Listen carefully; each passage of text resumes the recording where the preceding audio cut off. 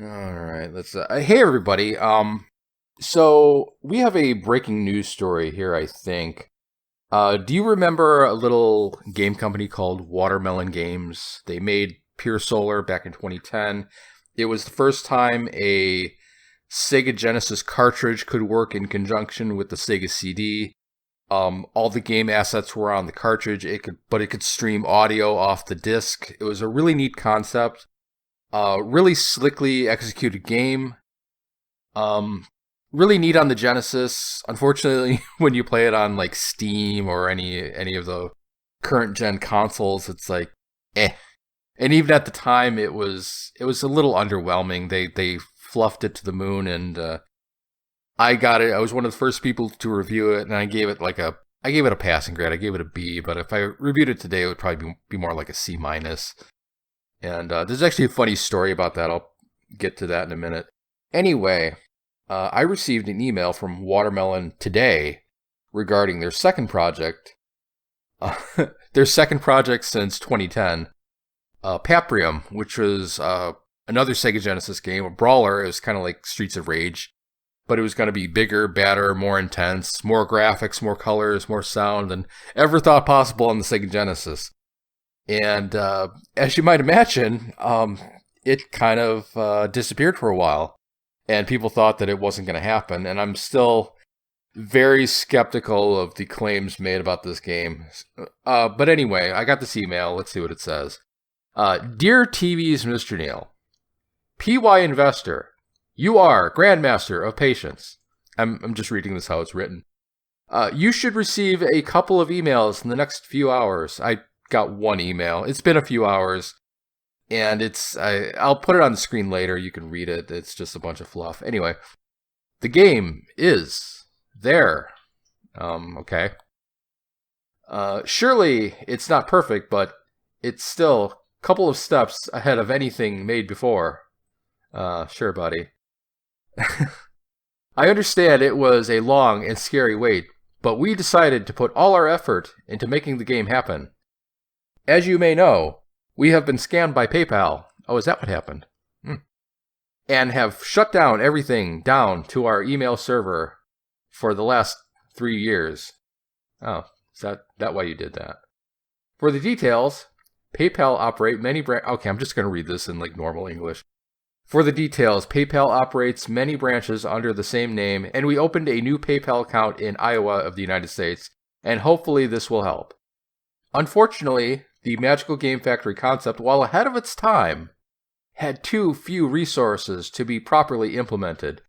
Most of the other projects we had outsourced, backed, or planned didn't come to fruition, and the concept is way too complicated when you look into the flatness of websites like Kickstarter.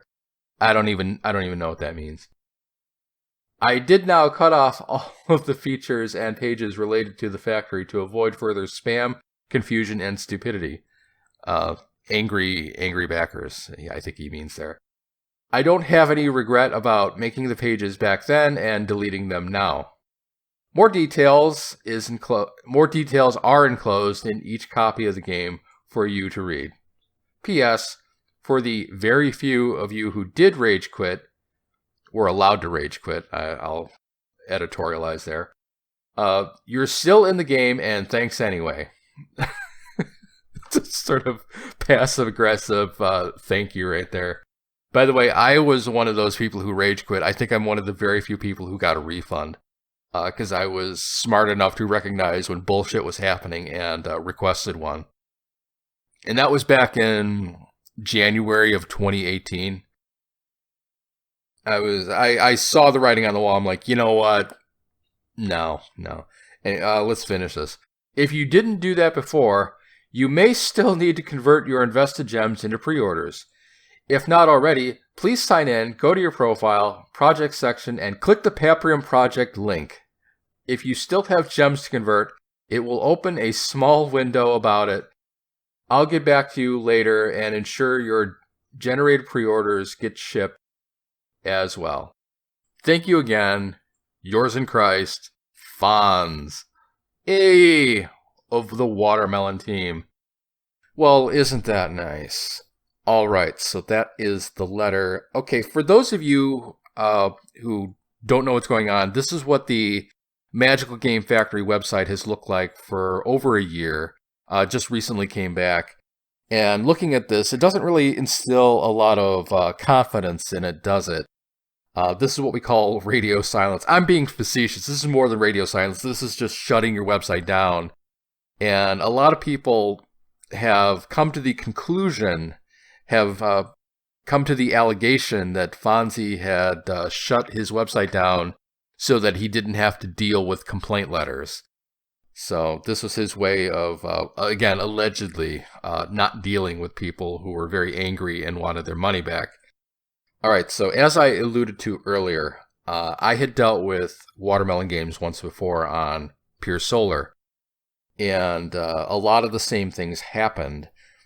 They had a pre-Kickstarter crowdfunding campaign. It was pre-Kickstarter, but I think Indiegogo had just launched a little bit before they started their campaign. Anyway, they did it through PayPal, and it was a lot of the same shenanigans. They had a release date, and they missed it by a couple of years. I think it was somewhere between 2 and 3 years, actually. I think it was supposed to come out in early to mid 2008, and didn't launch until late 2010. I remember it was like a couple days before New Year's of 2011 when it actually showed up at my house.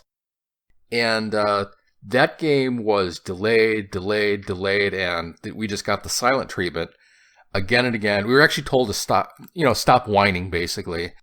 Just unbelievably hostile toward their backers, the people giving them money, their consumers, for a niche game on a 30-year-old console, and this is how they treat them.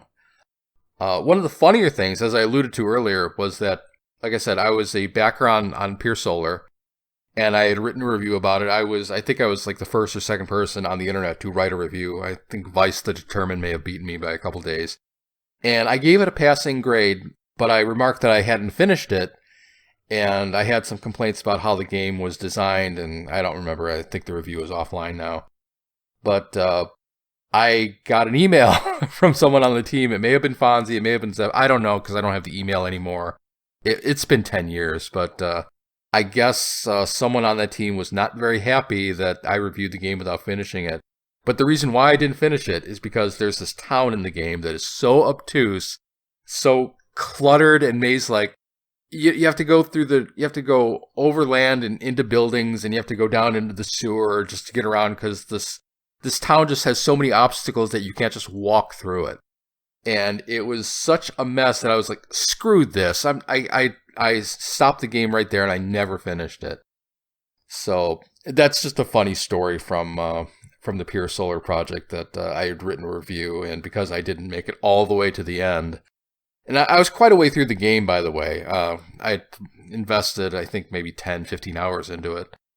And, that wasn't good enough for them. A B wasn't good enough for them. I guess they expected an A+. Right.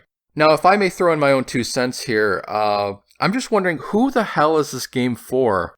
Like I had said to Mike James on the show last month, there is such a healthy retro gaming community now, and so many developers making retro-style games that we're not really dependent upon these old consoles anymore. We don't need to hook up our old systems to our modern TVs to get the retro fix. We can just go on Steam, and a lot of people are perfectly happy with that.